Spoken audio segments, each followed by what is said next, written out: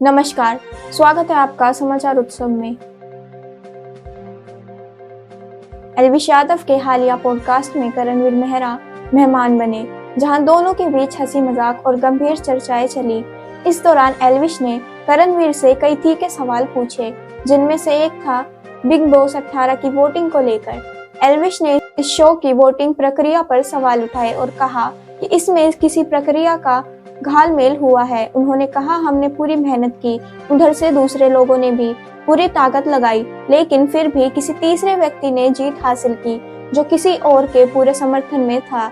उनका तात्पर्य यह था कि अगर एक और विवियन के समर्थन में 1000 लोग थे, दूसरी ओर रजत के पक्ष में 1000 लोग थे, तो आखिरकार बीच में वह व्यक्ति कैसे जीत सकता है।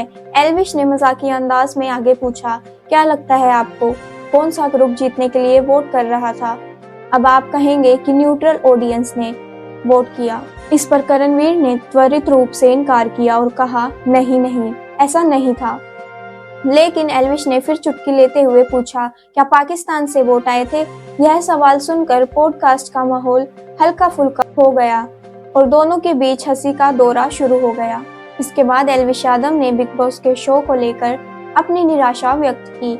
उन्होंने कहा, अब मेरा विश्वास बिग बॉस से उठ चुका है। पहले मुझे बुलाते थे, लेकिन अब मैंने कह दिया कि अगर शो स्क्रिप्टेड है तो मुझे ना बुलाओ। एल्विश ने साफ तौर पर कहा कि अगर शो असली नहीं है तो वह उसमें हिस्सा नहीं लेंगे।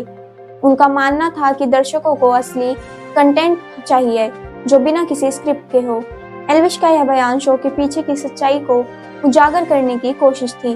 वह ये चाहते थे कि यदि शो को सही तरीके से दिखाया जाए तो उसे दर्शकों का असली समर्थन मिलेगा।